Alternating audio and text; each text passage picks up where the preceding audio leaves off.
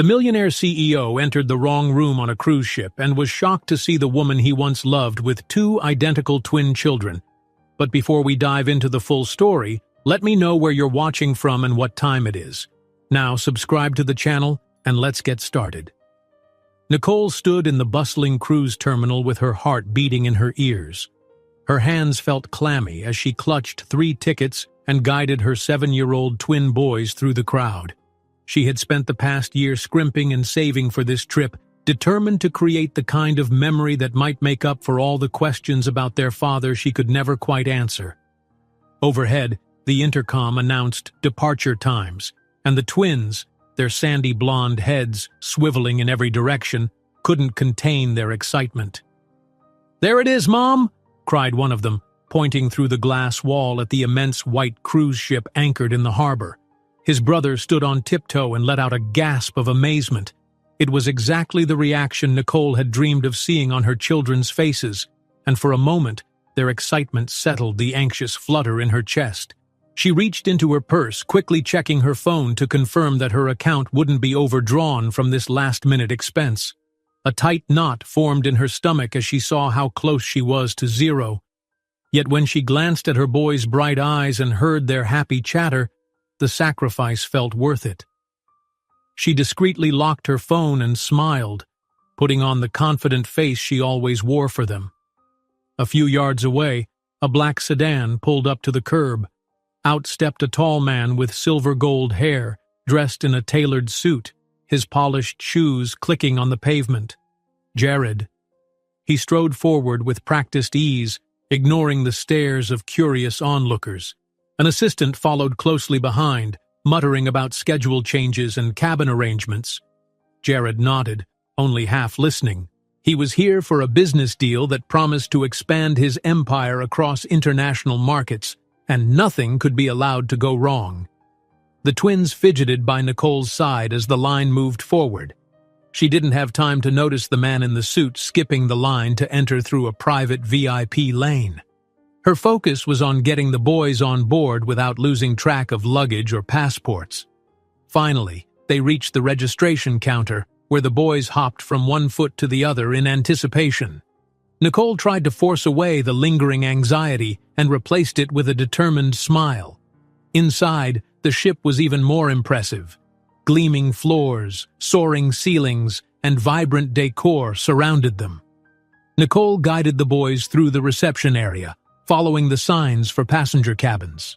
The children pointed at every shimmering detail, from chandeliers to oversized porthole windows, while Nicole's heart fluttered at the thought of how much it must have cost to build a floating palace like this. In a different corridor, Jared stepped into his spacious stateroom, a suite that opened onto a private balcony. He nodded approvingly at the polished furniture and the tasteful art on the walls. His assistant was droning on about a meeting room mix-up. They'd have to confirm with the onboard staff which suite was designated for tonight's big discussion. The possibility of confusion irritated Jared, but he set his jaw, determined to keep everything in order. He had no idea that just a few decks away was the woman whose memory still lurked at the back of his mind, attached to old guilt and missed opportunities. Nicole and the twins found their cabin on a lower deck. It was small, but the bright bedspreads and a circular window that revealed the vast expanse of water made the space feel cozy. The boys scrambled to pick their beds, bouncing on the mattresses with gleeful giggles. Nicole reminded them to be gentle.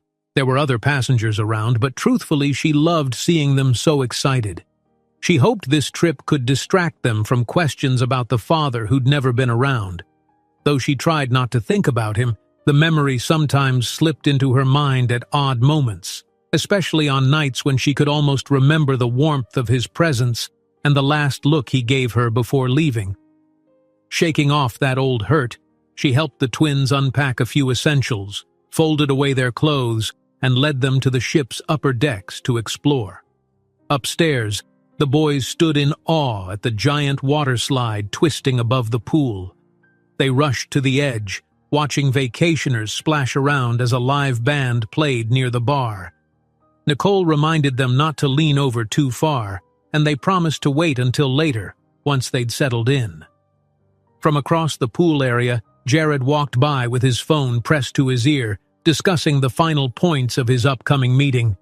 He was too deep in conversation to notice the mother and two children laughing together by the railing, and Nicole, turning away from the pool to rummage in her bag for sunscreen, never lifted her head to see who had just passed. A cool ocean breeze flowed over the deck as evening approached, and Nicole decided to take the boys to the buffet. She figured filling their bellies with something hearty would help them sleep well after such an exciting day. They found an open table among the crowd. The aroma of various cuisines drifted through the air, and the twins' eyes lit up at the sight of trays loaded with colorful desserts. Nicole made them promise to eat dinner first, before indulging in sweets. At a different corner of the same buffet area, a woman was whispering excitedly to a friend. "They say some big-shot CEO is on board," she said, glancing around as if she might spot him at any moment. Nicole caught bits of the conversation but dismissed it. She was too busy helping the boys pile noodles, chicken strips, and veggies onto their plates. After dinner, Nicole guided them back through the corridors to their cabin. The ship had begun to move, and the gentle sway under their feet made the twins laugh as they tried to keep their balance. Once inside, Nicole helped them change into pajamas, then tucked them in. The moon shone through the little porthole, illuminating their soft blonde hair as they drifted off, still talking about the pool and the water slide. She lingered by the window, letting her thoughts wander to the father they never knew. It had been so many years since she'd felt that sense of hope and heartbreak all in the same breath. With a heavy sigh, she closed the window's curtain and kissed each boy's forehead. They were safe and happy right now, and for her that was all that mattered. Meanwhile, Jared left his suite on the upper deck, phone in hand, glancing at the typed text from his assistant, a final reminder of the room number for that critical meeting. He tried to focus on the negotiated terms they'd discuss, but his mind kept wandering to a sense of restlessness he couldn't name. The corridor stretched in front of him, and he strode forward, lost in thought, not noticing the details around him. As fate would have it, Nicole stepped out of her cabin at the same time, heading to pick up extra towels for the boys from a nearby storage area. She kept her gaze on a small notepad where she'd scribbled a list of items she still needed. Her hair was slightly disheveled from putting the kids to bed, and she moved quietly so as not to wake them if they were drifting off. They walked toward one another, the gentle hum of the ship's engines in the background.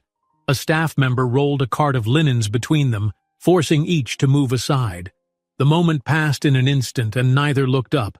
Jared continued down the corridor, phone buzzing. Nicole glanced at her watch, anxious to return to the twins. They got within a few steps of each other, still wrapped up in their own worlds, then kept going in opposite directions without a second glance. The air around them felt charged, though neither could say why. The ship's soft overhead lighting flickered momentarily, but neither noticed that either. From a distance, Jared and Nicole passed each other in a corridor, too absorbed in their own thoughts to notice. The air sparks with unrecognized tension. Their worlds are about to collide. Nicole awakened the next morning with a lingering sense of unease, as if some strange dream had tried to pull her into the past. She lay still for a moment, listening to the gentle hum of the ship's engines through the cabin walls. The twins were still asleep, sprawled across their beds in matching positions that never failed to make her smile. Yet her mind kept returning to that brief instant the night before, when she swore she caught a glimpse of someone familiar in the corridor, someone who made her heart do a quick, uneasy flip. It must have been a trick of the dim lights, she told herself. There was no way he could be here. By the time the boys stirred and rubbed the sleep from their eyes, Nicole had pushed the thought aside. She urged them out of bed and into fresh clothes, promising a buffet breakfast brimming with fruit, pancakes, and pastries. As they hurried to get ready, she neatly gathered last night's scattered socks and folded them into the drawer. Though she wore a practiced, calm expression for the twins, a small knot remained at the back of her mind. They made their way through brightly lit corridors to the breakfast area, following the tantalizing aroma of syrup and cinnamon rolls. The place was filled with the happy chatter of other families, and the twins gazed at each new sight with an eager curiosity that gave Nicole a swell of pride. This trip had been everything they'd hoped so far, adventures waiting around every corner. She guided them through the buffet line, helping them pick out balanced meals. For each waffle drizzled with chocolate sauce, she made sure there was a piece of fruit on the plate too. On the far side of the same dining hall, Jared sat with a cup of coffee going cold in front of him. His mind raced as he scanned an early morning email about the changed schedule for tonight's meeting. His key business partners were docking at the next port, and he was supposed to finalize some major points. A wave of frustration washed over him. It felt like every plan he made got shuffled at the last minute. He glanced at his watch and realized he'd better grab something to eat if he didn't want a rumbling stomach interrupting the negotiations later. He rose from his chair and hurried toward the buffet just as Nicole finished helping the twins. One of the boys, insisting he could carry his own plate, nearly collided with Jared. Fortunately, Nicole was quick enough to catch the child's arm, steering him away before an embarrassing spill. Jared noticed a sudden flurry of movement and murmured a polite apology to whoever he'd almost bumped. But by the time Nicole turned her head, he had moved on, disappearing into the crowd. The morning bustle seemed to have swallowed him whole. Nicole found a small table near a window where sunlight splashed in a warm patch on the floor. The twins devoured their breakfast, enthralled by everything from the clink of silverware to the glimmering ocean beyond the glass. Nicole took a few bites, but her appetite was half-hearted. She couldn't shake that odd sense of having just narrowly missed something important. After breakfast, the boys begged to check out the pool again, and Nicole, reluctant to tamp down their enthusiasm, agreed. As they scurried ahead, she hung back, phone in hand, dialing her best friend back home. She hadn't meant to get so emotional so early in the morning, but when her friend's familiar voice answered, she felt tears threatening to sting her eyes. "Sorry, I'm just a little rattled," Nicole said quietly, stepping into a quieter corner near a potted palm tree. "Everything's fine, I keep feeling like I'm seeing ghosts." Her friend pressed for more details, but Nicole offered only half answers, not wanting to dwell on old regrets. "It's silly," she insisted. "I'm letting my imagination run wild." Her friend urged her to enjoy the cruise and maybe open her heart a tiny bit to the idea of new beginnings. Nicole smiled at the suggestion, though her mind was nowhere near ready to think about that. She hung up, slipping the phone into her purse, then hurried to catch up with the twins. On the main pool deck, the sun was already shining brightly, and the boys leapt around in their bright swim trunks. Nicole found a lounger and settled in to watch them, making sure they stayed within arm's length of the shallow end. There was a bar nearby serving tropical drinks, and she thought about grabbing a fruit smoothie. Just as she worked up the courage to walk over and order one, a tall man in a crisp shirt strolled up to the bar, phone pressed to his ear, frustration lining his face. For a split second, Nicole glimpsed his profile and her chest constricted. That jaw, that posture. It couldn't be. She closed her eyes briefly, collecting herself. When she opened them, the man was gone, leaving only a sense of déjà vu in his wake. Meanwhile, Jared was heading inside, phone call completed, mind still buzzing from the news his business partners were arriving earlier than planned. He was supposed to finalize the location for their evening meeting by noon, but conflicting messages had him pinned down like a chess king in check. The usual confidence he carried felt shaky. He reminded himself that everything was under control. He was too good at what he did to let a few logistical hurdles trip him up. Back in his suite, he found a fresh email confirming the arrival time. His main associate, a sharp-minded woman who rarely let anything slide, noted that the wrong room number had been attached to their official itinerary. Jared sighed, making a mental note to rectify the cabin numbers. He scribbled them down on a piece of paper, determined not to confuse them further. Then he double-checked his business folder. Little did he know how one typo could lead him directly into a confrontation with the life he'd left behind. That afternoon, The twins discovered a small arcade and game room below deck. Nicole's attempts to limit spending were put to the test as they eagerly tried out every machine. She handed them tokens one at a time, with gentle reminders that these cost real money. Guilt flickered in her chest. She wanted them to have fun without worrying about finances, but she also needed to be careful. Eventually, she steered them out of the arcade, promising they could return another day, perhaps for just a bit longer. All the while, Jared's business associates arrived, towing suitcases and important documents. He met them in a shipboard lounge where they discussed the potential for expanding into international markets.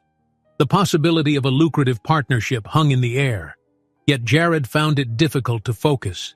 Something about this trip made him unsettled, as though a part of him was on guard, sensing a major shift he couldn't quite articulate. The afternoon wore on, and both Nicole and Jared ended up on the top deck around sunset, drawn by the promise of fiery oranges and pinks streaking the sky. Nicole leaned on the railing with the twins, pointing at seabirds swooping low. Jared stood on a different part of the same railing, phone in hand, talking in hushed tones about the final details for the meeting. Neither noticed the other's presence. The ocean breeze carried echoes of conversations and laughter that faded into the crashing of distant waves. Later that night, Nicole tucked her kids into bed, reading them a short, whimsical story about a sea captain discovering a hidden island. The boys giggled at the funny voices she used, and their eyelids grew heavy with each passing page. Once they were asleep, Nicole brushed back their hair, thinking again about how much they reminded her of their father, though she tried not to dwell on that. The memory of those days felt like a bruise that had never fully healed. In his suite, Jared wandered the corridors one last time before turning in. He gazed at the slip of paper in his hand with the meeting details, a hastily written cabin number circled in ink. He had just gotten off a call with his assistant, who confirmed tomorrow's schedule. They had also texted him about verifying the assigned suite for an informal nightcap with the partners. Jared nodded, assured he had the right location. But the quiet voice in the back of his mind wondered if everything might somehow go wrong. Before he could second-guess himself, he checked the small watch on his wrist. It was late, but he felt compelled to finalize a few points. If that meant stepping into a cabin meant for business, so be it. He strode purposefully down the hall, rehearsing a short speech in his head about the synergy of their new partnership. His footsteps sounded loud against the muted carpet, and the hum of the ship's engine vibrated all around him. His heart quickened, not with fear, but with that familiar rush of adrenaline he always felt before closing a deal. If only he knew what waited behind that door. He approached, raised his fist, and took a breath to steady himself. Late at night, Jared confidently marches toward a cabin door, Nicole's, with the number scribbled on his note, about to knock and step in without suspecting anything. Jared turned the doorknob with quiet confidence, a folder tucked under his arm. The corridor behind him hummed with the distant sounds of air conditioning and the faint murmur of late-night conversations. He was sure this was the correct cabin for the informal business discussion his assistant had arranged. The lights inside were dim, but he stepped forward anyway, expecting to find his colleagues wrapped up in negotiations or reviewing documents. Instead, the first thing he noticed was a pair of small sneakers lying by the entrance. Children's sneakers. That was odd. This was supposed to be a VIP cabin. He glanced around, puzzled, taking in the narrow bunk beds and a scattering of colorful toys on the floor. Confusion gave way to a slowly dawning sense of alarm. Perhaps his assistant had sent him to the wrong number. Before he could pull back, a figure bolted upright in one of the bunks. Nicole. She didn't scream at first. She just blinked at him, startled, as if trying to make sense of this intruder standing in her doorway. In the muted light, Jared could see the mixture of fear and fierce protectiveness flicker across her face. "Get out!" Nicole demanded in a low voice, jumping from the bed. She raised a hand to shield the nearest twin who was stirring awake at the sound of her voice. Her heart hammered in her chest. Instinctively, she put herself between the stranger and her sons. Jared opened his mouth to apologize, but no words came. The cabin's faint overhead light fell across her features, and he stopped breathing for a moment. He knew her face, even though so many years had passed. He knew those eyes, the line of her jaw, the way she clutched at her heart when startled. It couldn't be. Nicole's shout gained volume now that she registered exactly who had burst in. She ushered the boys behind her, her expression turning from confusion to fury. "What are you doing here?" she hissed. "How dare?" She trailed off, and they stared at each other, the tension between them impossibly thick. She tugged the blanket up to cover one child's shoulders, her protective gesture revealing everything he'd never known. Jared could feel the blood pounding in his ears as he realized the small form peeking over Nicole's arm was a child. And not just any child. A boy with unmistakably familiar features. One of the twins rubbed his eyes and blinked at the tall stranger. "Mom, who's that?" he asked, confusion tugging at his sleepy voice. His brother sat up too, squinting through the haze of the cabin's low light. Nicole gestured for them to be still. "It's nobody, sweetie. Just someone who came to the wrong room." Her voice trembled slightly, belying her words. Jared stood motionless, fumbling for something to say. He recalled every excuse or explanation he'd prepared for his business partners, but none of that applied now. This was Nicole, the woman he'd vanished from years ago, leaving behind a swirl of unspoken promises. And here she was, with two blonde boys who looked startlingly like a younger version of himself. The gravity of the situation dawned on him in a dizzying rush. His chest constricted, and he took a step back, but the cabin door swung shut behind him, making the space feel even smaller. He raised a hand, trying to explain. "Nicole, I didn't know you'd be here. I had no idea." She glared at him, eyes brimming with equal parts hurt and rage. "Keep your voice down," she hissed, tossing a frantic glance at the boys. "I can't believe this." He swallowed hard, looking from her to the children. They seemed groggy with sleep, but alert enough to sense their mother's panic. One of them looked directly at Jared with an uncanny curiosity. It was like peering into a mirror from the past. The older twin yawned. "Mom, is it morning?" he asked, yawning again. "Is something wrong?" "No, honey," Nicole soothed, softening her tone for her son's sake. "Everything's fine. Go back to sleep." But everything was far from fine. Jared's head spun with questions he couldn't quite shape into words. Were these boys truly his children? How old were they? 7, maybe. That would match the timeline from when he left for that business trip and never returned. A cold sweat broke out along his hairline as realization sank in. Nicole shook her head, forcibly guiding Jared back toward the door. "I want you gone," she whispered, her voice tight with desperation. "Now!" He let her push him outside into the corridor, too stunned to resist. She quietly shut the door, then turned to face him, the muted hallway lights revealing every ounce of anger on her face. "You have no right," she said through gritted teeth. "No right to barge in here in the middle of the night." "I'm sorry," Jared managed, his voice barely above a whisper. "This was a complete mistake. I thought I was heading to a business meeting and then—" Nicole's eyes flashed. "A mistake? That's one way to put it." She looked ready to unleash years of pent-up words, but then she glanced at the closed cabin door, remembering her kids were just a few feet away. A security guard appeared at the far end of the hallway, alerted by Nicole's raised voice. He approached with caution, eyeing Jared's expensive attire and Nicole's trembling frustration. "Is everything all right here?" he asked, arms folded over his chest. Nicole crossed her arms, inhaling sharply. "We're fine. This passenger came to the wrong room, that's all." Jared nodded, still somewhat dazed. "Yes, completely my fault." The guard gave them both a skeptical look, but Nicole's fierce expression dissuaded him from prying further. "Very well, ma'am," he said politely, then turned to Jared. "Sir, let's keep noise levels down. Other families are trying to rest." Jared nodded again, absently adjusting his collar. "Understood." With that, the guard left, though he glanced back once more with a suspicious tilt of his head. As soon as he was gone, Nicole pressed her back against the closed cabin door, arms wrapped protectively around herself.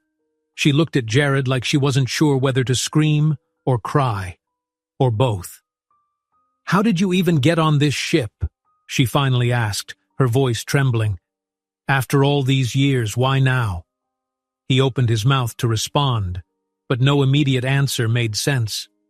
In truth, he was reeling.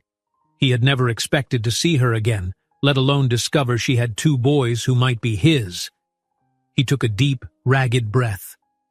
"I came for a business deal," he said quietly. "I didn't know you were here. I swear, I didn't." Nicole shook her head, tears threatening to spill. "Well, congratulations," she said bitterly. "You got exactly what you wanted, right? Your deals, your success, everything you chased after when you left me behind." Jared's stomach twisted into knots. He wanted to deny it, to protest that he never intended to abandon her. But the hallway lighting cast stark shadows across her face, and he could see the pain there, etched by years of struggling alone. I didn't know," he repeated lamely, voice wavering. "I didn't know about them." She pursed her lips, silent for a moment as though she might say something else. Then she shot him one last devastating glare before stepping inside. "Just stay away," she spat, closing the door firmly in his face. He stood there for a moment, staring at the polished metal of the door handle, his thoughts tangling in frantic circles. Then he heard a soft footstep behind him. His assistant had come looking for him, confusion written across her face as she took in his disheveled state. "Sir? What happened? The others are waiting in the lounge. Are you all right?" He forced a nod, turning and walking away from Nicole's cabin with heavy steps. The assistant followed, asking questions, but he wasn't ready to answer. His mind was consumed by the image of those two small boys and how much they looked like him at that age. Back in his own suite, he locked the door and collapsed into a chair, burying his face in his hands. Memories of Nicole, the warmth of her laughter, and the promise he'd once made to return all crashed over him. He hadn't kept that promise, and now she might never forgive him. He took a shuddering breath, recalling how the twin who'd woken up stared at him with the same curious brown eyes Jared saw in the mirror every morning. Sleep refused to come. Each time he closed his eyes, he imagined those children, how they might have grown from tiny infants to the bright-eyed boys he glimpsed tonight. And all he could hear was Nicole's trembling voice telling him to stay away. He couldn't just walk away from them, not this time.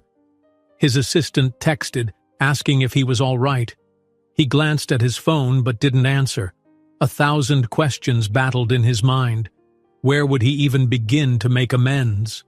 For years, Nicole had apparently raised the twins alone. Anger, guilt, and a fierce surge of protectiveness swirled together, leaving him feeling off balance.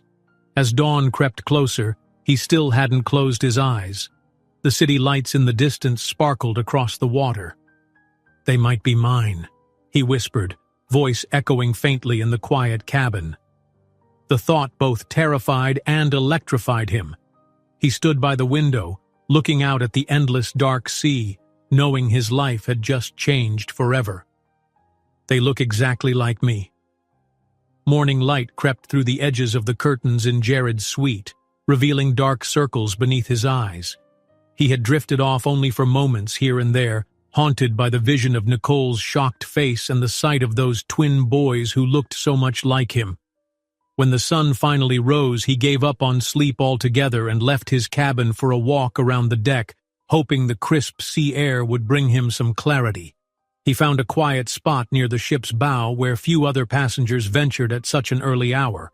Leaning against the railing, he stared at the shimmering waters and wondered how his world had flipped so suddenly. Just days ago, his main concern had been sealing a business deal.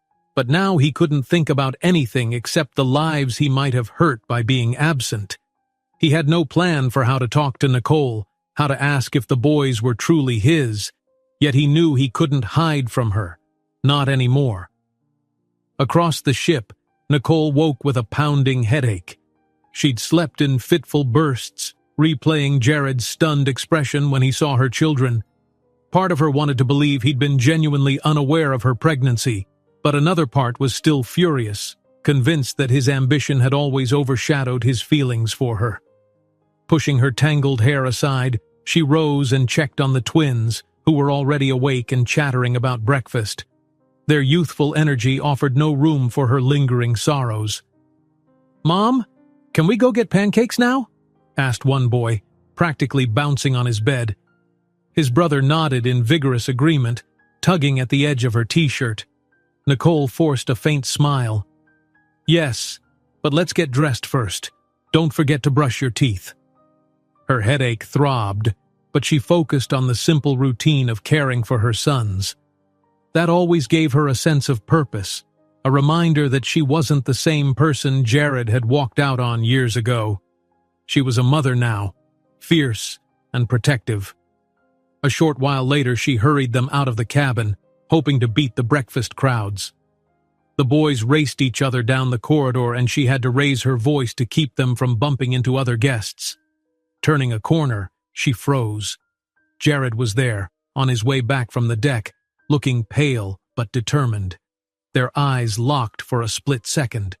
He started to speak, but before any words came out, Nicole grabbed each twin by the hand and swerved past him, mumbling under her breath for him to leave them alone. She didn't want a scene in front of her children. The boys glanced at Jared curiously, but Nicole kept moving before they could ask questions. Jared watched them disappear around the corner, his heart sinking. He could still see how one of the twins' curious gaze lingered on him, like a half-recognition. That momentary spark pained him more than he cared to admit. Sighing, he tucked his hands into his pockets and made his way back to his suite, trying to prepare for a conference call with his business partners. But the conversation turned into a blur of market projections and contract clauses. His mind refused to focus. He kept picturing Nicole's face, the tight set of her jaw, and the way she'd protectively steered the boys away. Later that morning, Nicole found a moment to slip into one of the ship's restrooms alone while the twins were at a supervised kids' activity. She locked herself in a stall, bracing her palms against the smooth walls, letting out a shaky breath. A wave of memories washed over her. The night Jared announced he'd be leaving for a short-term opportunity, the tears she held back when he promised he'd return soon, and the mixture of heartbreak and anger when weeks turned into months without so much as a call. She never wanted to feel that helpless again. Now, seeing him stand there, looking as unsettled as she'd ever seen him, reopened wounds she thought had scarred over. By midday, the sun was bright above the ship's top deck. Crowds gathered near the pool, children laughed, and staff offered drinks decorated with little umbrellas. Nicole tried to avoid Jared, but they seemed doomed to cross paths on a vessel with limited hiding spots. Eventually, Jared caught her stepping out onto a quieter section of the deck. He stood near the railing, blocking her path. "Nicole," he said, voice raw. "Please, I just want to talk." She paused, back stiffening. "Why would I talk to you? I think we've both said enough already." He swallowed, his gaze flicking to a passing couple who eyed them curiously. "I'm sorry. I don't want a public scene either. Can we step aside for a moment?" She hesitated, glancing over her shoulder to ensure the twins weren't around. Satisfied they were safely occupied elsewhere, she nodded grudgingly and followed him to a shaded corner near some lounge chairs. The ocean stretched out in every direction, their only witness the distant line of the horizon. "Nicole," he began, resting his hand lightly on the railing, "I need you to know I had no idea about them." Her eyes blazed. "How convenient.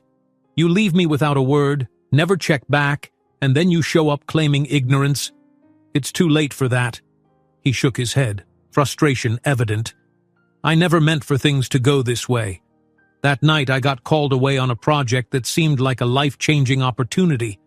I kept telling myself I'd call you once I was settled, but everything spiraled. I was traveling constantly, the investors were demanding. 1 week stretched into another, and I'm not proud of what I did. I just didn't realize. I never knew you were pregnant, I swear. She laughed, but there was no joy in the sound. And you think that excuses you? That if you'd known, you might have done the right thing? I was alone, Jared. I handled everything while you were off building your empire. His face contorted with regret. I don't want to make excuses. If I could turn back time, I would. But now, are they mine? A fresh wave of anger flickered in her expression. They are mine, she said icily. I don't know if I want them to be yours at all. You lost that claim when you walked away from me. He exhaled, shoulders slumping. I understand you're angry. You have every right to be. But you can't expect me to vanish again now that I know. I can't just pretend none of this happened. Nicole's eyes filled with tears she refused to let fall. Don't you dare! Don't you dare start talking about fatherly responsibilities when you've been absent for 7 years. The boys don't know you, and they're perfectly happy without you. He wanted to reach out, to offer some small comfort, but he could see in her trembling stance how close she was to unraveling. I never got the chance to be anything else, he whispered. I'm sorry. She turned her head away, silently composing herself. Well, maybe you should have thought of that before you vanished. Her voice was brittle. Now I don't know how to protect them from having their hopes shattered. I won't let you hurt them like you hurt me. The words struck him harder than he cared to admit. He tried to speak again, but she brushed past him, ending the conversation. For a moment he watched her vanish into the crowds, feeling the sting of failure, the weight of all he'd missed. He wanted to chase her, to tell her how much he regretted not reaching out. But a gathering of curious onlookers, sensing the tension, lingered nearby, and he couldn't muster the energy to face their questions. Nicole returned to her cabin, where the twins were now resting, chattering about the activities they'd just enjoyed. She mustered up her best smile for them, but inside, her heart felt heavy. She wished she could freeze time, protect her sons from the storm that Jared's reappearance had unleashed. Although she hated to admit it, part of her still felt a pang of nostalgia for the man she once believed he could be. That evening, as the moon rose and gentle waves lapped against the hull, Jared found himself alone near the ship's stern. The flickering lights of a distant shore twinkled across the dark water. Leaning on the railing with the wind ruffling his hair, he felt more vulnerable than he ever had in his high-powered business life. He stared into the rolling black sea, mind spinning with guilt and longing. Tightening his grip on the railing, he gazed at the horizon and spoke softly, as if making a vow only the night would hear. I'm going to prove I deserve to be in their lives. The next morning, Nicole woke with her heart still pounding from the argument the night before. She tried to push the memory aside. Jared's sudden reappearance, the words they'd exchanged, the undeniable look of guilt in his eyes. Her priority was to keep life as normal as possible for her 7-year-old twins. They needed a vacation without dark clouds looming overhead. She forced a cheerful expression and roused the boys, helping them get ready to see the ship's activities for the day. Mom, can we go back to the water slide? One twin asked, bouncing on his toes as soon as he was dressed. The other nodded. Yeah, it's the best part of this ship. Nicole mustered a warm smile and ruffled their hair. After breakfast, okay? We'll get you guys some pancakes first. They trooped into the busy corridor, and Nicole kept her gaze forward, half expecting Jared to appear at any moment. She hurried the boys along, determined not to let them see the tension she felt in every muscle. When they arrived at the buffet, the twins raced to pick up trays while Nicole scanned the room warily. No sign of him. She exhaled, feeling both relief and a strange pang of disappointment she couldn't quite explain. At a table nearby, two passengers whispered animatedly, throwing glances toward Nicole and the twins. She caught snatches of their conversation. "I'm sure it's him, the CEO. Looks just like—" Her breath caught in her throat. Did they mean Jared? And were they already speculating about the children? The boys were too busy stacking pancakes on their plates to notice, but Nicole felt a spark of anger in her chest. She ushered them to a quieter corner of the dining hall and tried to pretend none of it bothered her.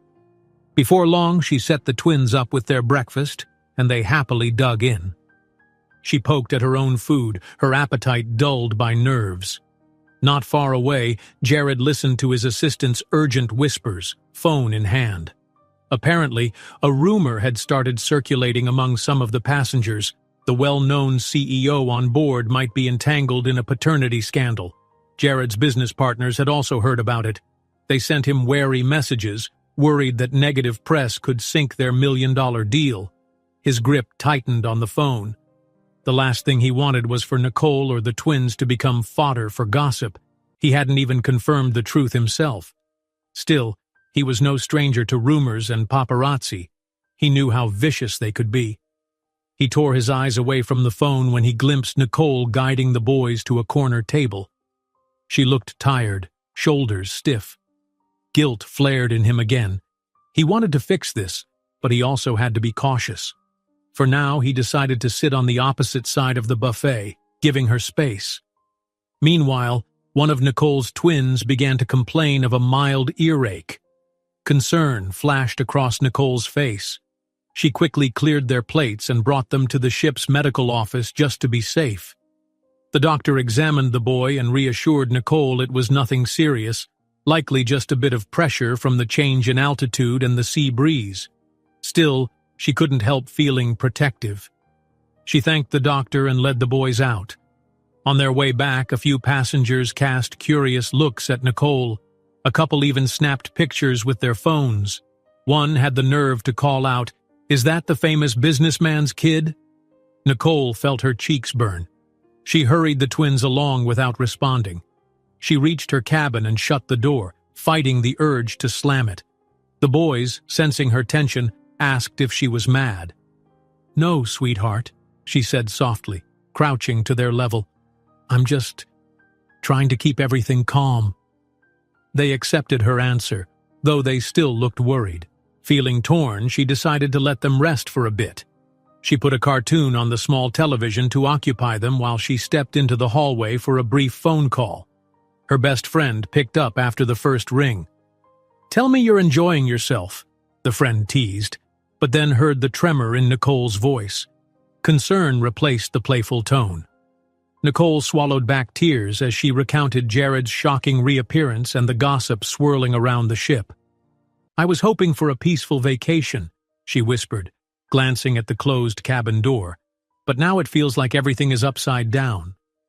Her friend listened, offering calm reassurances, reminding Nicole she was a strong mother who had raised the twins on her own.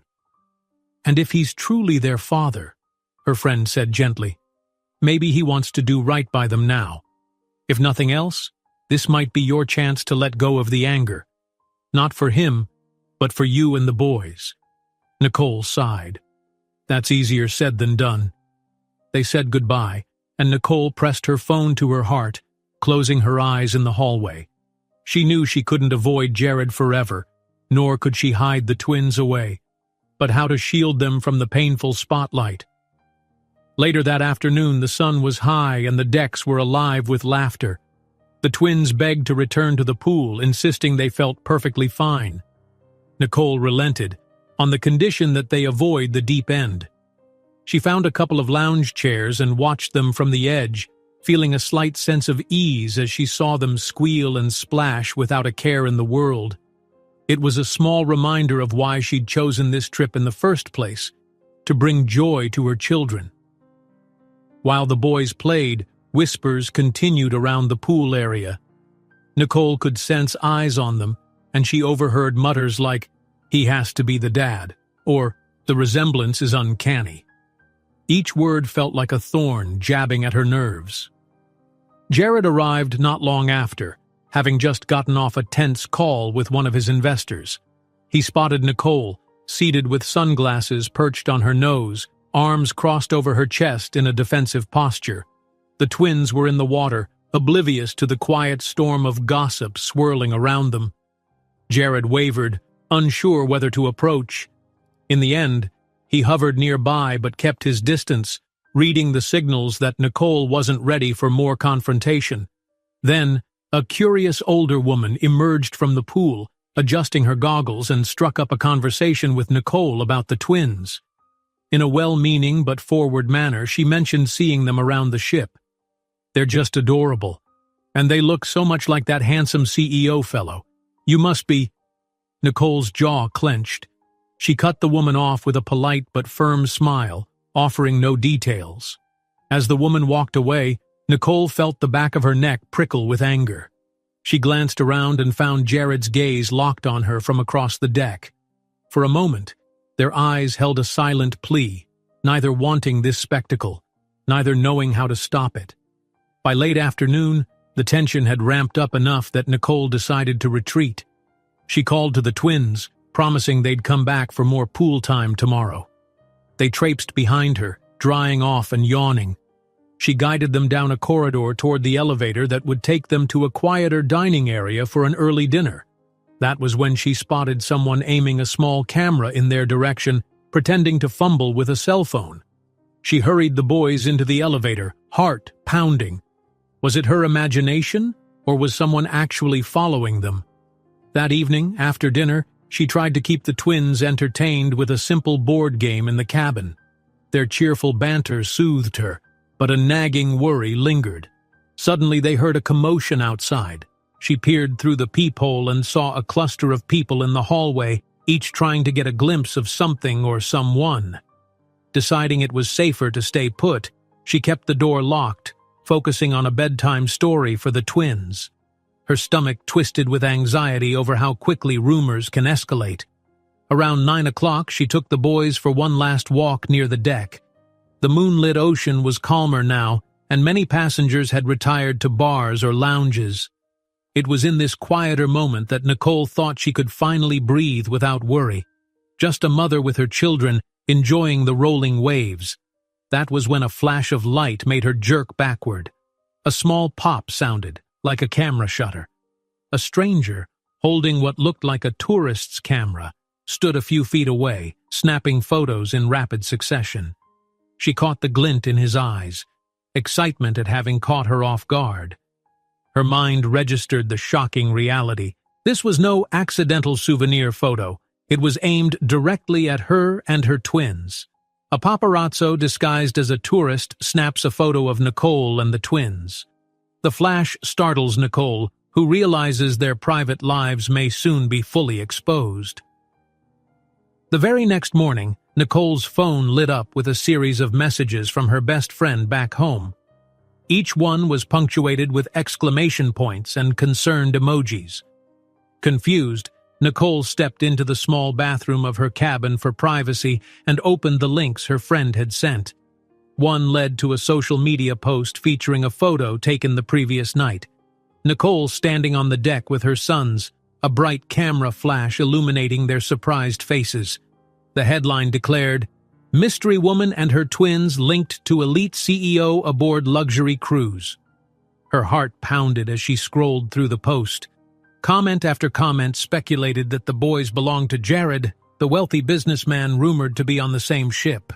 Some online sleuths had already matched the children's faces to Jared's childhood photos, which circulated among fans of financial gossip columns.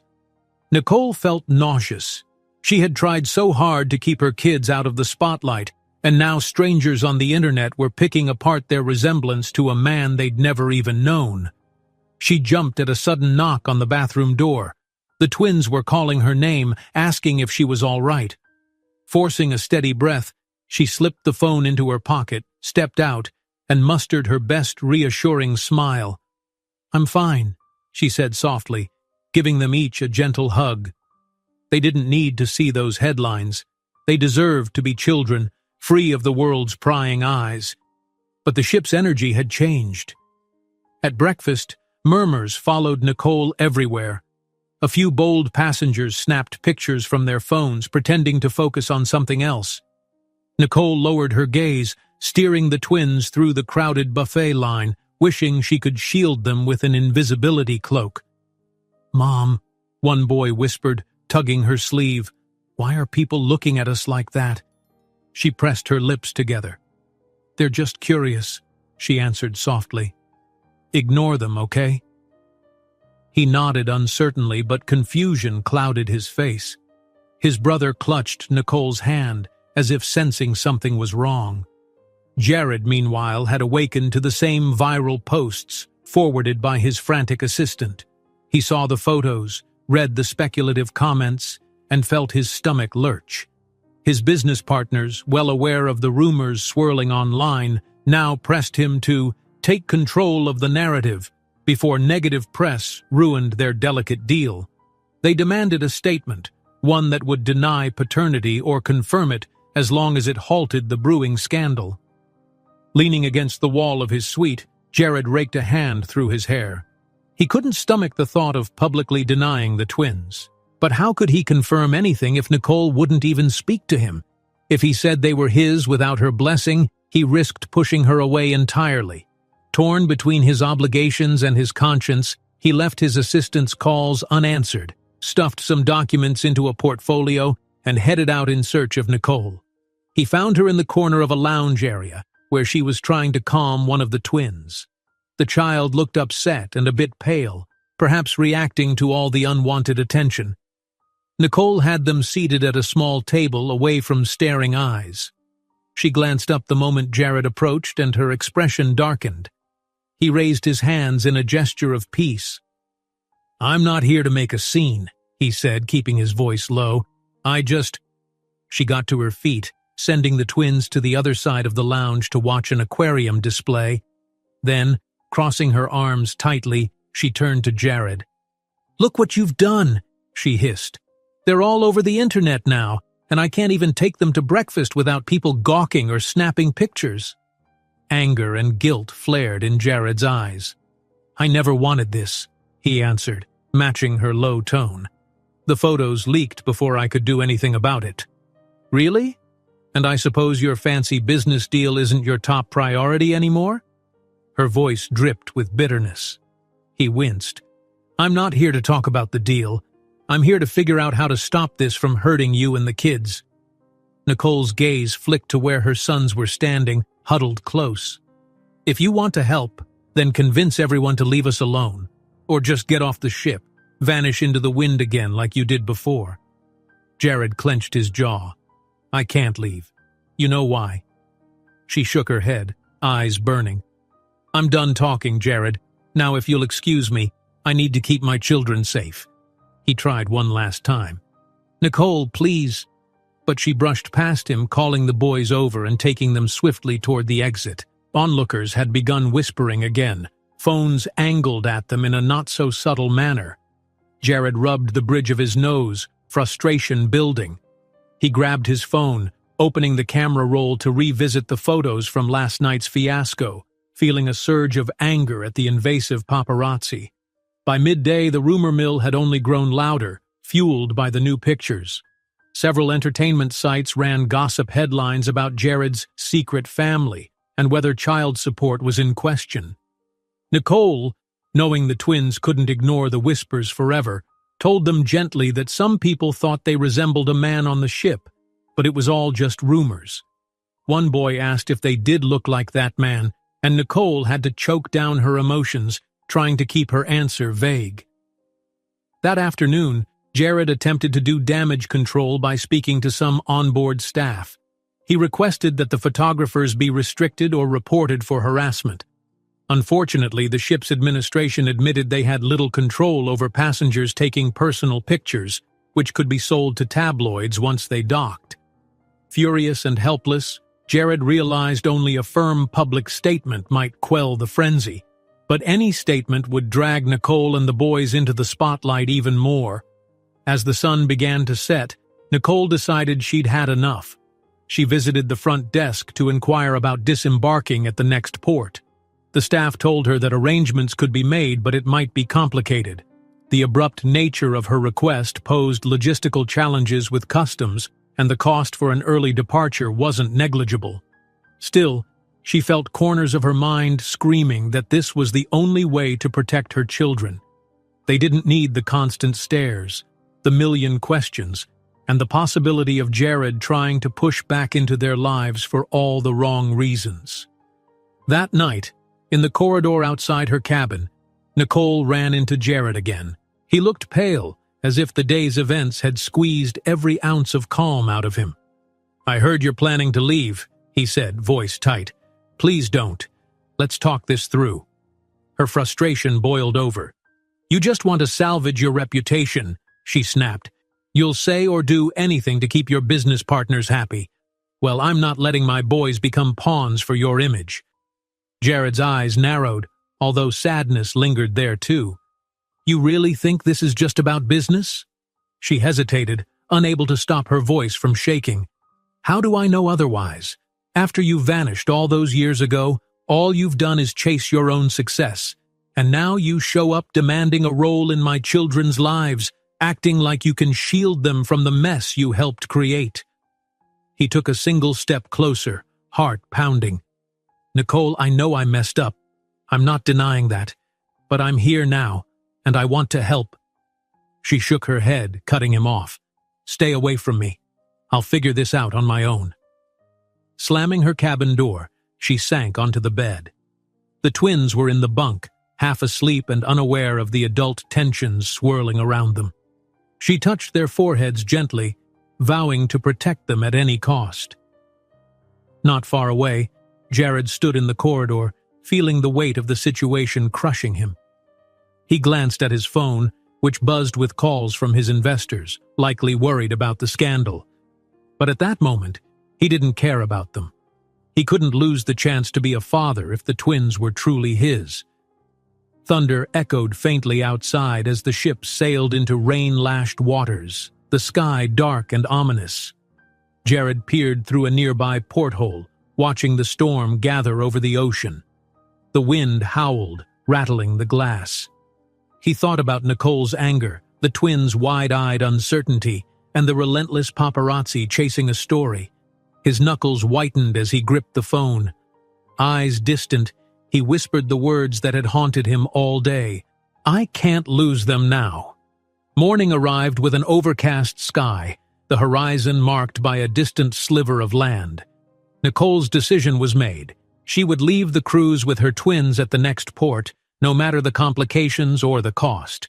She packed hastily, folding the boys' clothes into a small suitcase while they asked questions she avoided. Their bright voices filled the cabin, talking about the ship's slides and the giant buffet they loved so much, but she couldn't allow her regret to weaken her resolve. This was the only way to protect them from the swirling rumors and the painful presence of Jared. She ushered the boys through the corridor, their rolling suitcase bumping along the plush carpet. The ship's announcement system crackled, informing passengers that they would dock soon. Nicole clutched a small stack of papers, her request for early disembarkation, signed by the ship's administration, plus some proof of identification the port authorities required. Though expensive and inconvenient, she was certain it was the right choice. She led the twins to the gangway where a few other passengers were lining up to exit briefly for shore excursions. Nicole, however, intended not to return. Her heart pounded as the line inched forward. The boys were mostly quiet, clutching her hands, though she could see a flicker of disappointment in their eyes. They'd been looking forward to more fun on board. Suddenly, one of the boys tugged her sleeve with a whimper. His face had lost its usual color, and he looked unsteady on his feet. Before Nicole could speak, he doubled over with a violent wave of nausea. Alarmed, she crouched down, pressing a hand to his forehead. It was hot. Her throat tightened. "Sweetheart, are you okay?" she asked gently, trying to keep the rising panic out of her voice. The boy could only shake his head, tears forming in his eyes. Nicole felt her stomach twist. This was more than simple nerves. The line shifted, and the staff member at the checkpoint beckoned her forward. She debated forcing themselves onward. Maybe there was a medical clinic at the port. But the closer she looked at her son's pale face, the more she realized she couldn't drag him through immigration forms and a lengthy disembarkation process in this state. A wave of protectiveness overcame any plan she'd made. She scooped him into her arms, pivoted away from the line, and hurried back inside the ship. The onboard infirmary was a short walk from the gangway. By the time Nicole arrived, the boy was trembling against her, complaining of a piercing headache. The medical staff directed her to one of the examination rooms, quickly taking his temperature and asking questions about his symptoms. Nicole answered in halting bursts, trying to comfort her other son as well, who looked anxious and close to tears. Word spread quickly through the ship's grapevine, and within minutes, a tall figure appeared at the infirmary door. Jared. Nicole's heart lurched at the sight of him. She opened her mouth to send him away, but all she managed was a tense exhale. Her sick child moaned, drawing her attention back to the exam table. "What happened?" Jared asked, voice low, stepping closer. His face looked stricken with worry. Nicole's expression was rigid, though tears threatened to fall. "He got sick right when we were about to leave," she whispered, stroking her son's hair. "He's burning up." Jared set down the folder he had been carrying and moved closer, ignoring Nicole's guarded stance. The doctor ran some tests and suggested it might be a virus exacerbated by stress or exhaustion. He wanted the boy to rest and remain under observation for a few hours, at least until his fever stabilized. The hours crawled by in the infirmary. Nicole paced the tiny room, occasionally washing her hands or fetching cold compresses for her son's forehead.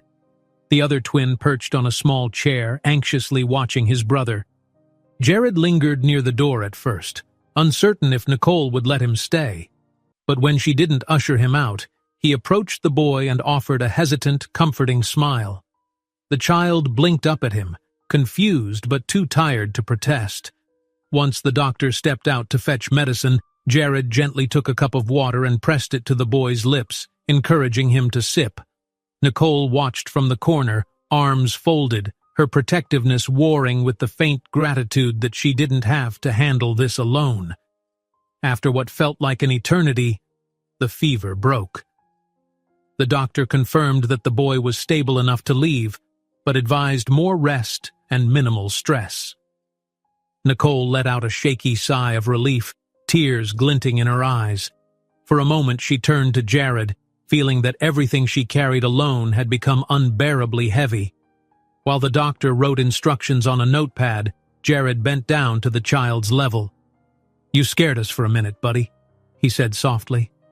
The boy looked at him with sleepy eyes, and Jared held the water cup again, helping him drink. Nicole stood a few steps away, arms still crossed but posture less rigid than before. "You should take him back to your cabin," the doctor advised gently. "Keep an eye on his temperature and give him these drops if it spikes again." Nicole nodded, aware that the chance to leave the ship at the port had passed. The gangway was closed to new departures, and she realized her child's health took absolute priority. Maybe it was foolish to run from everything. Maybe she had to deal with this situation in a more direct way, even if that meant letting Jared stick around for a while longer. The small group headed out of the infirmary. Nicole carried a slip of paper with the medical instructions, and Jared held the door. Her other son hovered between them, glancing from one adult to the other, as if gauging whether it was finally safe to relax. In the quiet corridor, they all seemed to breathe a collective sigh of relief. No paparazzi, no stares, just the lingering hush of midday on a giant ship. Jared hesitated, then placed a hand on the sick child's back, guiding him gently. "Lean on me if you're dizzy," he murmured. Nicole watched this from a pace behind, her heart tugged in conflicting directions. She'd told herself Jared was selfish, that he'd never step up, but the genuine concern on his face and the tenderness in his voice suggested something else entirely. She remembered how abandoned she'd felt years ago, but she also couldn't deny that he was here now, trying with every step to be present. They walked as a small, tentative unit, each of them all too aware of the uncertain road ahead. Nicole felt her guard slip just a fraction, enough to let her see that maybe Jared wasn't purely the ruthless CEO she had convinced herself he was. Maybe beneath all the business suits and crisp manners, he was a man who regretted what he'd missed more than he could say. Drained from the emotional whiplash and lack of sleep, Nicole wondered if she was strong enough to handle the storm raging inside her. The children, though, came first. She would do anything for them, even accept help from the man who'd once shattered her life. If he kept showing this genuine care, she might have to reconsider the rigid walls she'd built for so long. With calm steps, they left the infirmary, the young boy's arms loosely around Nicole's waist while Jared steadied him from the other side. No reporters or curious onlookers crowded them now. It was just the four of them in a quiet passageway, united by relief that the worst seemed over. The hush felt almost sacred, as if the ship itself understood how delicate this moment was. As they leave the infirmary, Jared places his hand gently on the child's shoulder. Nicole sees genuine love in his eyes, and for a flicker of a moment, her defenses waver. Morning arrived with a gentle knock on Nicole's cabin door, one of the ship's staff announcing the doctor's follow-up for her son. She thanked the crew member quietly, turning to see the twins already awake. The boy who had fallen ill appeared much better, though still a bit pale. She wanted to be sure he was cleared for any activities and free of lingering fever. Her other son hovered near his brother, relieved to see him looking more alert. They made their way through the corridor, and Nicole kept a protective arm around the recovering twin. Yesterday's turmoil still weighed heavily on her, but she pushed the worry aside to focus on her child's health.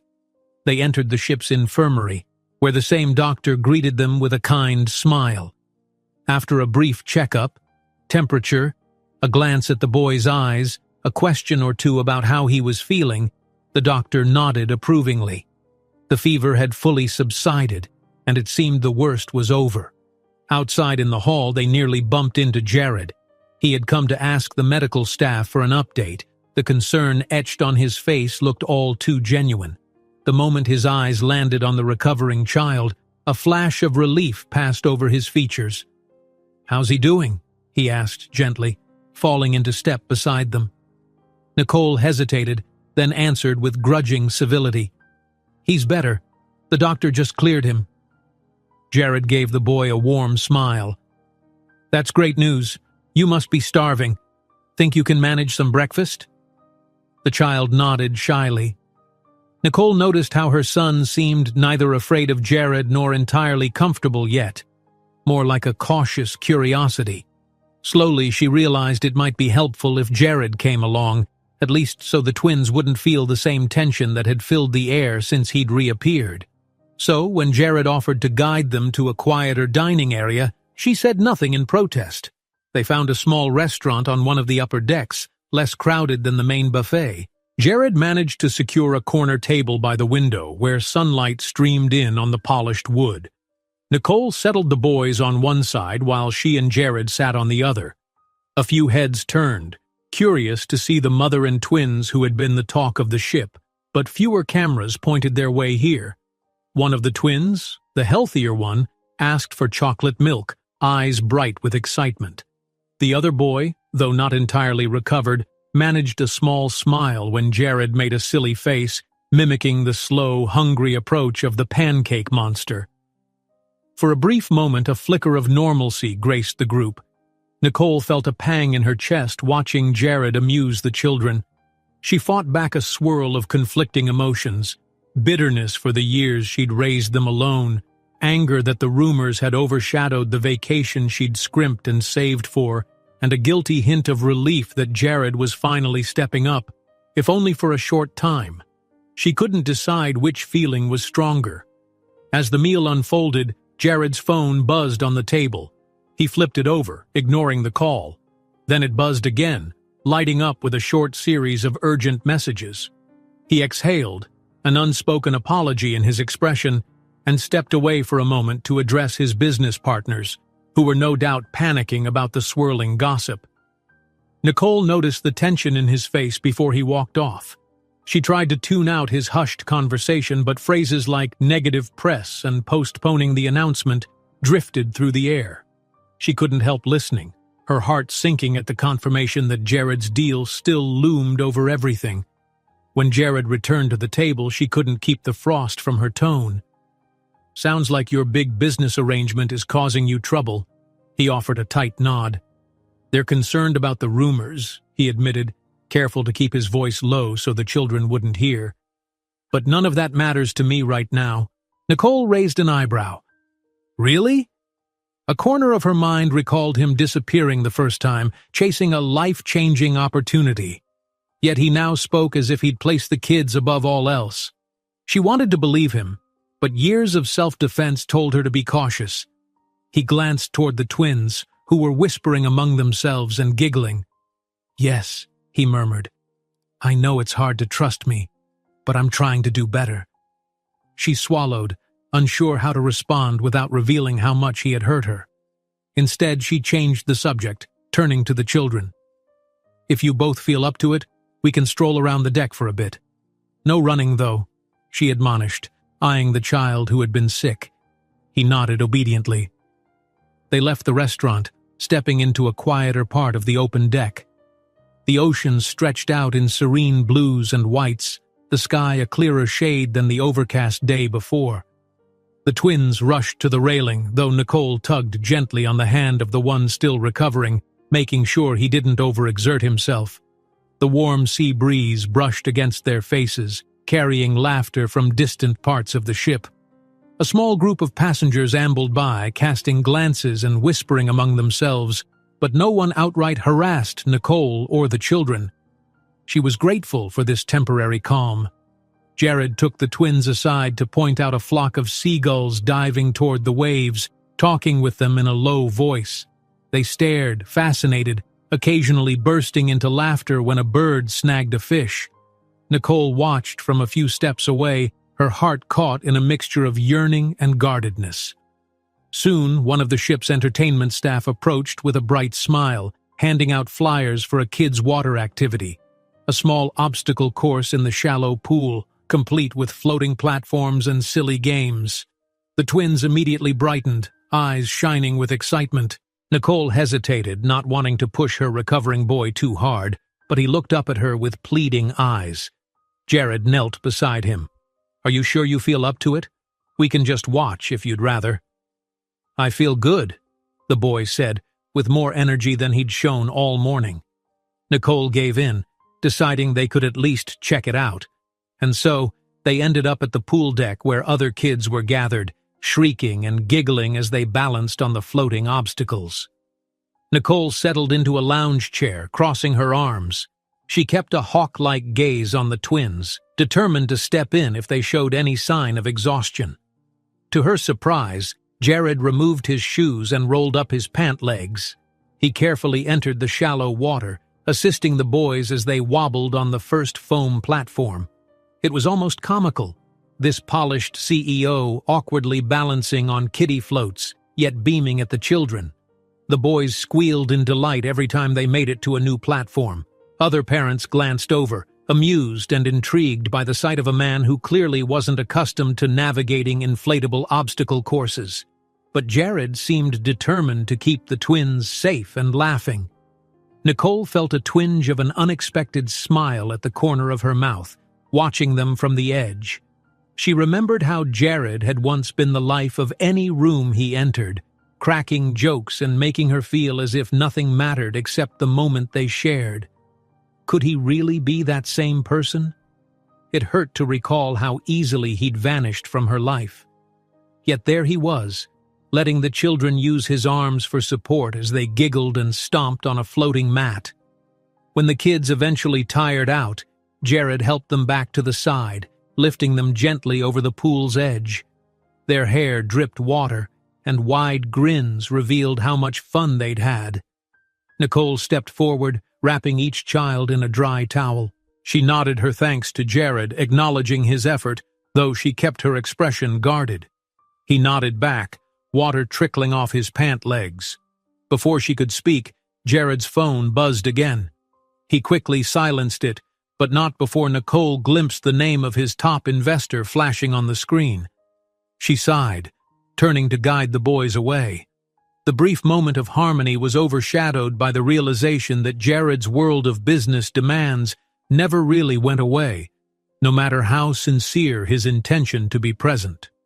Late that evening, after dinner, Nicole led the twins back to their cabin for bedtime. The day's events had worn them out, and they fell asleep quickly. She tucked them in, placing their stuffed animals within reach, then watched their peaceful faces. Despite the turmoil, they had found moments of genuine happiness. As she turned to organize the cabin, she noticed a small envelope slipped under the door. Her heart clenched. Curiosity warred with dread as she crouched to pick it up. Inside was a single sheet of paper with a printed headline from a gossip website, "Shocking Secret Air Scandal on the High Seas." A grainy photo showed Nicole, the twins, and Jared side by side at the pool. Red arrows highlighted the boys' features, linking them to the CEO's known childhood pictures. A lump rose in her throat. She couldn't escape it. No matter how intimate or gentle the moments with Jared and the twins felt, the outside world insisted on intruding, spinning their story into a spectacle. As Nicole tucks the kids in, she finds a note slipped under the door. Paparazzi pictures splashed across an online article with a headline announcing, "Shocking Secret Air Scandal on the High Seas." Nicole paced in her cabin, gripping the printed article that had been slipped under her door. The salacious headline glared at her in bold letters, "Shocking Secret Air Scandal on the High Seas." Every detail, her face, Jared's silhouette, and the twins' striking resemblance to him, was captured in grainy snapshots. The words on the page felt like an unstoppable force dragging her deepest secrets into public view. Her first impulse was to tear the paper into shreds, to deny the rumor's power over her life. But the truth weighed heavily. She couldn't pretend this wasn't happening. Despite wanting to shield her boys from the world's relentless gaze, the rumors had already reached a boiling point. She sank onto the small couch, pressing a hand to her forehead. Outside, the steady hum of the ship's engines seemed louder than usual, like a low chorus to her restless thoughts. Even though the twins slept peacefully in the bunks, Nicole couldn't find any semblance of calm. For their sake, she forced a breath and tried to regain control. A soft knock broke the stillness. She opened the door a crack to find Jared standing there. He looked tense and conflicted, as though he'd spent the last hour debating whether to come. "I saw the article," he said quietly, stepping in just enough so they could speak without waking the children. "This is getting out of hand." She let out a shaky exhale. "That's putting it mildly." He glanced at the bunks. The boys were curled under the blankets, oblivious to the storm raging around them. Turning his attention back to Nicole, Jared lowered his voice. "My partners, they're pushing me to make a public statement. They think if I stay silent, it'll only fuel more speculation." Nicole's lip trembled with anger. "So you want to deny them, publicly?" He shook his head vehemently. "No, I can't do that. I won't. But I also can't claim them without your permission. I'm stuck." Her throat felt tight.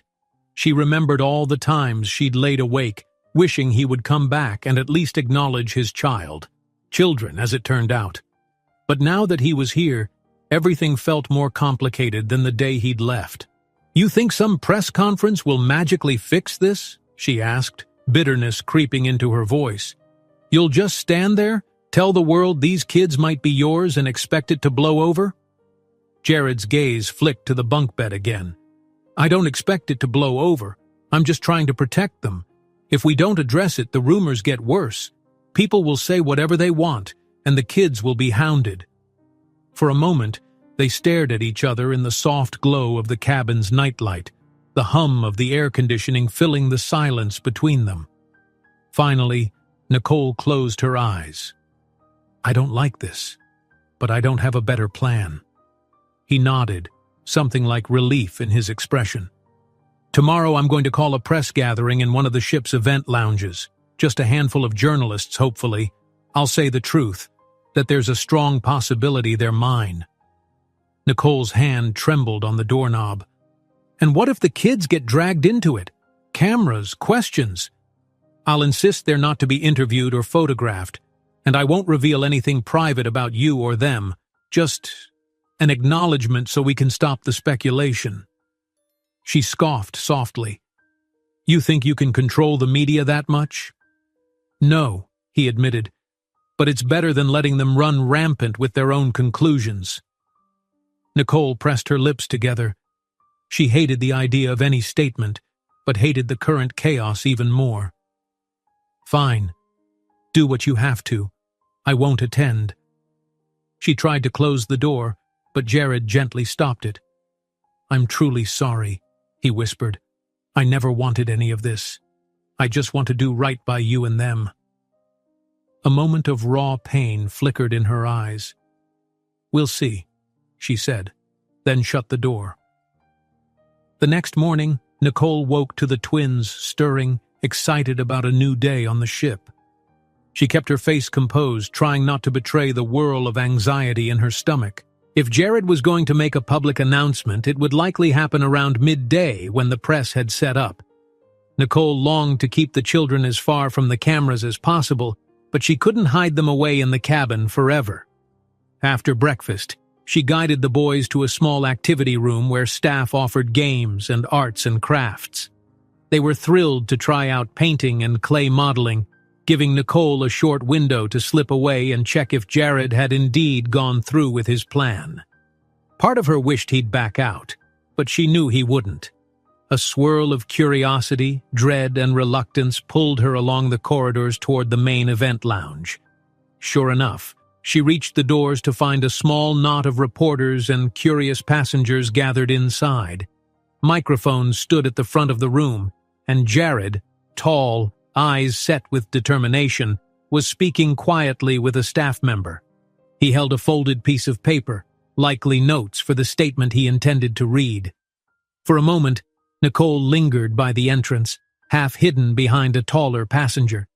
She didn't want to be seen, but her heart hammered with the need to know what he would say. Perhaps she owed it to herself and the twins to hear his words firsthand. Jared stepped up to the small podium, clearing his throat. The whispers in the room died down. Bright lights from camera phones and a couple of actual cameras focused on him, casting sharp shadows across his face. The expression he wore was serious, tinged with vulnerability. "Thank you all for coming," he began, his voice carrying the confidence of someone used to speaking under pressure. "There's been speculation that I might be the father of 2 young children on this ship. Until now, I've said nothing, but the rumors have grown invasive and hurtful to the family involved." A flicker of annoyance passed through the group of reporters, as if they braced for a typical denial. But Jared continued in a firm, measured tone. "I want to make it clear that there is a strong possibility these children are mine. Although I've only recently learned of their existence, I take full responsibility for my past mistakes." He paused, swallowing, and Nicole could see the tension in his shoulders. "Until paternity is confirmed, I ask for privacy and respect for the mother and the children. None of them deserve the scrutiny or speculation that's been forced upon them." A wave of murmurs rippled through the crowd. Flashbulbs popped, capturing Jared's composed but emotional statement. One bold reporter in the front row raised her hand. "Are you claiming them publicly because of your business deal? Is this just to protect your company's image?" Nicole's heart clenched. This was exactly the kind of question she'd feared. Jared looked the reporter straight in the eye. "No. My business deal is secondary. This is about doing what's right for a potential family I never knew I had. The children come first." A hush fell over the room as he finished. Another reporter asked if he planned to undergo a DNA test. Jared nodded, acknowledging that step would come soon. Then he glanced toward the door, toward where Nicole stood, half hidden in the shadows, pulse thrumming in her ears. Their eyes met for an instant. In that, Nicole watched from the back of the event lounge, half concealed behind a taller passenger. Jared stood at the podium, shoulders squared, speaking into a cluster of microphones. A hush had settled over the small crowd of reporters and curious onlookers. The last camera flash faded, and stillness held the room. "I want to make it clear that there is a strong possibility these children are mine," Jared declared, glancing down at the paper in his hand for just a heartbeat. "Although I've only recently learned of their existence, I take full responsibility for my past mistakes. Until paternity is confirmed, I ask for privacy and respect for the mother and the children. None of them deserve the scrutiny or speculation that's been forced upon them." A ripple of surprise passed through the gathering. Some reporters had clearly expected a denial. Others scribbled hurried notes. One raised her hand, stepping closer. "Are you making this statement because of your multi-million-dollar business deal? Is it just damage control?" Nicole felt her stomach clench at the question. This was her exact fear, that Jared was only stepping forward to preserve his reputation. She could see from his tense expression that he recognized the weight of his next words. He locked eyes with the reporter. "I'm doing this because it's the right thing to do," he replied, voice calm. "Yes, I'm also negotiating a significant business partnership, but my priorities shifted the moment I realized there might be 2 children out there who need their father." Murmurs spread across the lounge. A few cameras flashed again, capturing the earnest set of his jaw. Another reporter asked about DNA testing. Jared confirmed that step would come as soon as logistically possible, given they were at sea. Then he glanced toward the entrance. For a fleeting moment his gaze found Nicole, half hidden in the shadows. The intensity in his eyes seemed to steady him, as though her presence reminded him whom he was truly doing this for. A tall man in a crisp polo shirt, clearly a photographer, shouted from the back, "So you admit you were a deadbeat dad until the tabloids outed you?" Jared's jaw tightened. "I admit I made mistakes. I never knew Nicole was pregnant. But that's not an excuse. I should have kept in touch. If it turns out these boys are mine, I'm committed to making up for lost time." A sea of questions swelled. People clamored for details, some wanting to know if he planned to pay child support, others demanding the mother's identity. Jared held up a hand, calmly stating he would disclose no personal information about Nicole or the twins to protect their privacy. He politely thanked everyone for respecting that boundary and stepped away from the microphones. 2 ship security staff moved in to manage the crowd. Nicole felt her heart pounding as the lounge erupted in a flurry of camera clicks and urgent whispers. She slipped out quietly, eager to avoid being caught in the wave of attention. The last she saw, Jared was shaking a few reporters' hands while politely refusing further comment, his expression grim but resolute. She made her way back to the corridor, where she stopped by a large porthole. Sunlight streamed through onto the polished floor. Her hands trembled as she placed them against the cool metal railing, trying to collect her thoughts. Even though she'd strongly resisted the idea of a public confession, something about hearing Jared speak so openly tugged at her heart. Lost in thought, she almost didn't notice him approaching. He had managed to extract himself from the reporters and now stood a few steps away, looking shaken by the intensity of the press conference.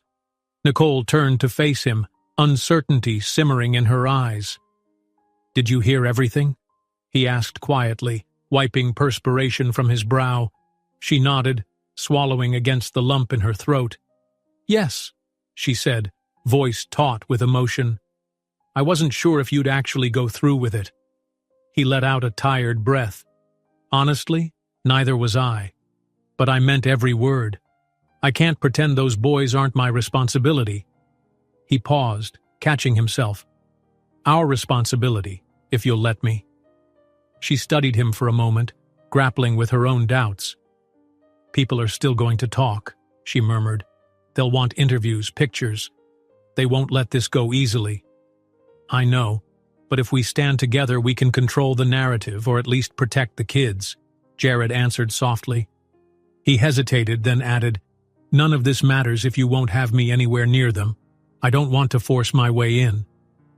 Nicole took a moment to peer out the window, the ocean's vast expanse reminding her how small their problems might seem in the grand scheme of things.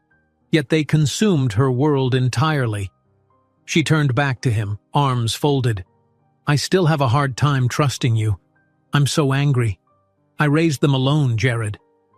He lowered his head. "I know.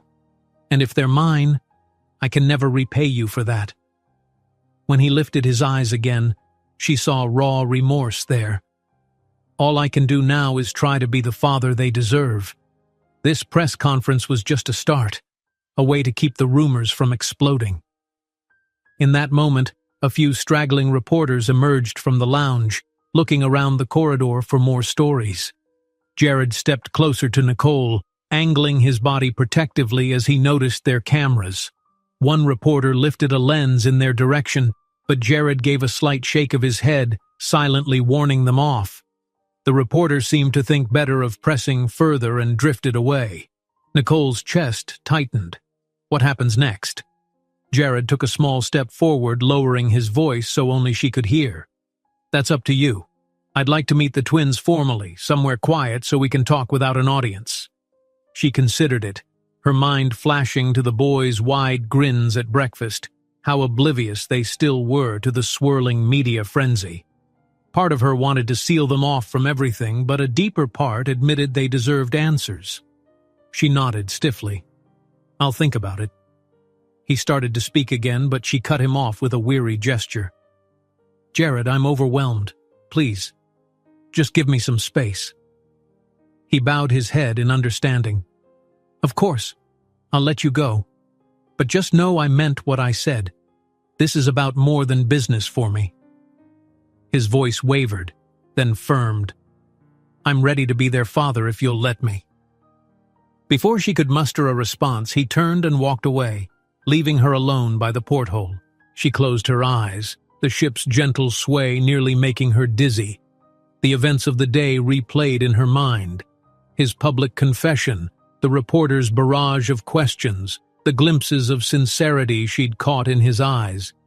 It was almost too much to process. She glanced at the article still clutched in her hand, the headline screaming about a secret scandal. With a sigh, she folded it carefully, as if hoping to tuck away the chaos it represented. Folding her arms over her chest, she walked toward her cabin, every footstep echoing in the corridor. As she neared the door, a soft voice of doubt whispered that Jared might only be doing this to avoid losing his multi-million-dollar deal. Another part of her argued that he'd shown genuine emotion that no cold-hearted businessman could fake. Both halves fought in her head, leaving her unsure which to believe. Finally, she reached the cabin, pausing before she turned the handle. A wave of exhaustion washed over her, and she rested her forehead against the door, remembering the hush that fell when Jared admitted to the cameras that he might be the father. Could he truly be doing it all for her and the twins, risking his own business reputation? She entered quietly, finding the twins drawing pictures on the floor. They looked up, beaming. She forced a smile, ruffling their hair as she settled onto the small couch. Their questions about the press conference would come eventually. For now, she let them show off their doodles of dolphins and colorful sunset skies. As the ship's overhead speakers announced evening events, she realized how little time was left for secrecy. Rumors might keep growing. Maybe Jared had the right idea, to face it head-on rather than wait for it to explode further. She glanced at the bunk beds, imagining how different life could be if she accepted his help. But could she handle it if he broke their hearts? Outside, the corridor quieted, and the twins began to tire. She tucked them in for the night, whispering lullabies she had made up during her years of single motherhood. Then she slipped into the hallway to stand alone, thinking about the day's ordeal. The hush felt like a fragile gift, giving her space to breathe and reflect. She noticed Jared approaching from the opposite end, no reporters in sight this time. He looked as though he wasn't even sure if he should come closer, yet something in her gaze must have drawn him in. He took a tentative step forward, waiting for her to say something. all the questions burning in her mind condensed into a single moment of truth. She swallowed hard, recalling every word from his public confession. Taking a breath, she met his eyes, her voice barely above a whisper. "Are you really doing this for us?" Nicole stood in the corridor, arms folded, eyes flicking from Jared's uncertain expression to the softly lit doorway of her cabin. The muffled sounds of her twins stirring within seemed to punctuate the silence. Her question still hung in the air. "Are you really doing this for us?" Jared inhaled slowly. He looked tired, darker circles under his eyes, tension pinching the corners of his mouth. Yet there was a warmth in his gaze that made Nicole's heart flutter with a conflicting mix of hope and wariness. "Yes," he said softly. "I won't pretend I'm not worried about my business deal, but if it all fell apart tomorrow, I'd stay here with you and the boys. That's where my priorities are." She studied him, her guard still firmly in place. For so long she had raised her children alone, nursing anger and resentment. To trust him again felt like stepping onto shifting sand. She opened her mouth to reply but found no words, only a tightness in her chest. Instead, she nodded once and gestured for him to follow her into the cabin. The twins were sitting up in their bunk beds, yawning and rubbing their eyes. Seeing Jared enter, they exchanged curious glances, as if uncertain how to greet him. Nicole stood beside them, smoothing the rumpled sheets. "He wants to talk to you too," she murmured. Jared approached slowly, heart hammering. He crouched to be at eye level. "Hey guys," he began, voice gentle. "I know you've seen me around the ship, and I'm sure you've heard things. People saying I might be your dad." The boys looked at each other, then back at him. One of them fiddled with a small stuffed dolphin, the other clutched the edge of the blanket. The first spoke with a shaky curiosity. "Are you?" he asked, eyes big and uncertain. Jared swallowed. He glanced up at Nicole, who offered no rescue. This was a conversation only he could navigate. "I don't know yet," he said honestly, "but I want to find out. More important, I want to be here for you, both of you. Whether I'm your dad or not, I care about you." A quiet settled in the cabin. The children looked to their mother, seeming to read the tension in her posture. Nicole's expression remained guarded, but a flicker of tenderness passed across her face. She gently placed a hand on each twin's shoulder. "I know you have questions," she said. "I do too. But for now, he's going to spend some time with us, if that's okay." The boys nodded, one braver than the other. "Can he come with us to the top deck later?" the bold one asked. "There's a big family event there today." Jared's shoulders relaxed a fraction, and a hint of a smile touched his lips. "I'd love to, if your mom says it's all right." Nicole could hardly believe this was real. She remembered the bitter tears she'd cried after his abrupt departure years ago, how she'd learned of her pregnancy alone, how she'd worked 2 jobs at times to keep things afloat. Yet here he was, offering the one thing she'd once yearned for him to give. No apology could erase the past, but maybe a genuine effort in the present could mend the future. "Fine," she said quietly, feeling her own heartbeat steady. "Let's go see what kind of family event they've planned." A short while later, the 4 of them stepped onto the upper deck. Music played through the loudspeakers, and a mini carnival-like atmosphere reigned near the central pool. Children lined up for face painting, while parents sipped tropical fruit drinks. Colorful streamers twisted in the sea breeze, and staff members dressed as friendly mascots danced to upbeat tunes. Nicole watched the twins dart forward to investigate a booth offering balloon animals, but this time they both looked back to make sure Jared followed. He did, smiling like he couldn't quite believe he was part of it all. Nicole hung back a moment, letting them have space. She couldn't ignore the stares some passengers gave, although the presence of cheering families made it easier to blend into the lively scene. Turning her eyes to the horizon, she exhaled, letting the ocean wind clear her thoughts. Perhaps it was time to let go of the anger chaining her heart, not for Jared's sake, but for herself and for the children. A flash of a camera reminded her that rumors still lurked. Yet she saw that Jared's press conference had at least changed the tone of people's whispers. They watched him guide the twins to a game booth, exchanging laughs and earning tickets for small prizes. Instead of prying eyes, some onlookers gave them gentle smiles, as if moved by the notion of a separated family coming together.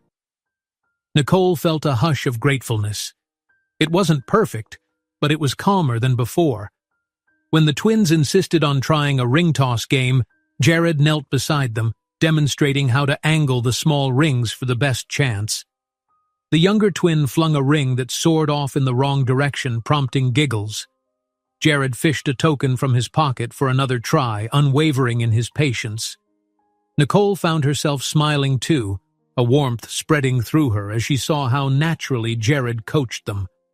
Finally, the boys scampered off to exchange their game tickets for prizes. Nicole stepped closer to Jared, her voice just loud enough to be heard over the music. "Thank you," she said. "I never expected you to jump in like this." His eyes flicked to hers, bright with emotion. "I'm just trying to show you I'm serious," he said. "I know it'll take more than a day of games." She swallowed. "It will. But this is a start."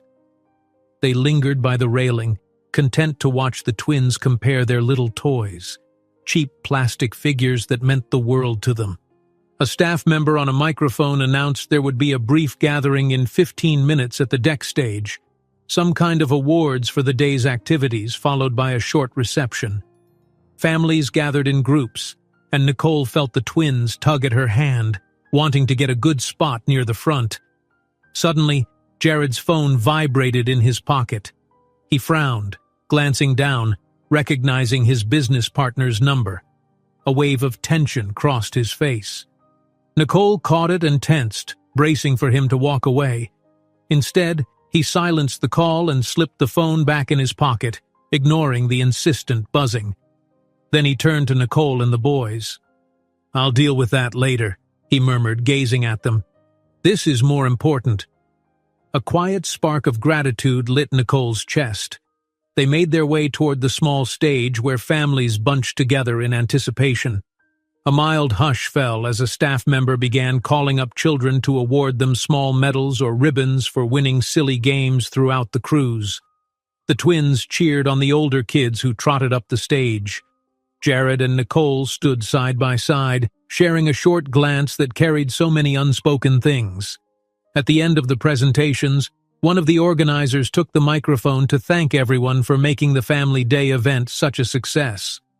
A handful of cameras from the ship's staff captured pictures for the cruise souvenir album. The twins clapped excitedly, asking if they could see their own pictures later. Jared ruffled the younger boy's hair, smiling in a way Nicole had never seen before, content, proud, and vulnerable all at once. Then, just as the crowd began to disperse, Jared gently caught Nicole's wrist. Something in his face hinted at a decision made. He cleared his throat, looking suddenly unsure of himself. "Can I talk to everyone for a second?" he asked the staff member with the microphone. There was a ripple of curiosity among the small gathering. Nicole's heart skipped. She wasn't sure what he intended, but the staff member handed him the microphone, stepping aside graciously. Jared inhaled, the once dominant CEO now resembling a man bearing his soul in front of strangers. He began by thanking everyone for the welcoming spirit on the cruise, especially for the kindness shown toward two young boys who'd become very special to him. With a slight tremble in his voice, he apologized for any chaos caused by rumors and paparazzi. The crowd listened quietly, some exchanging curious whispers, others sympathetic. Finally, he turned to face Nicole and the twins, microphone trembling in his grip. "I spent too many years chasing success, and it led me away from someone I cared about," he said, voice catching. "I don't want to lose any more time. I know I've made mistakes, but you..." His eyes brimmed with emotion. "You and these boys deserve my best, and I'm ready to give it." Nicole felt tears at the corners of her eyes. The twins clung to her, glancing around with wide-eyed wonder, not fully grasping the gravity of the moment. Jared handed the microphone back, turning to them. In a gesture of pure vulnerability, he dropped to one knee, though not exactly in a romantic proposal stance. It was more like a promise, a pledge that he'd be there. "I don't know if we can start over or how this journey goes," he said, looking up at Nicole. "But I'll do whatever it takes to build a real family with you, if you'll give me that chance." For a moment, it felt as though the entire deck held its breath. The children gazed at their mother, unsure if they should cheer or laugh or cry. Nicole stood frozen in raw emotion, tears finally escaping. In that instant, she remembered all the lonely nights, all the unfulfilled wishes that the father of her children might reappear. To see Jared publicly declaring he wanted a life with them, she never saw that coming. She knelt beside him, heart pounding, and touched his face softly. "I'm scared, but I'm willing to try," she managed, voice shaky. The twins let out little whoops of excitement, hugging each other and then clinging to their mother's side. The onlookers broke into applause, some snapping pictures, but the moment felt strangely private, as though only the four of them existed. Jared stood, pulling Nicole into a brief embrace, then stooped to place a reassuring hand on each twin's shoulder. They looked at him, eyes shining, finally realizing that maybe, just maybe, they had a father willing to be in their lives. Later, after the applause died down and the crowd dispersed, news reached Jared that his investors had decided to continue with the deal, evidently touched by his genuine display of priorities. He seemed almost relieved, yet oddly indifferent. He had found something far more important than money or corporate praise. They stayed on that deck until sunset, the four of them leaning on the railing, watching the ocean shimmer. For the first time in years, Nicole felt an unfamiliar optimism growing inside her. The path ahead wouldn't be simple, but at least they were stepping onto it together. As the cruise finally docked, Nicole and Jared stood at the railing, arms around the twins. Nicole breathed in the sea air, reflecting that true wealth isn't found in money, but in the love and unity they have finally rediscovered. If you enjoyed this story, don't miss the next one. Just click on the screen.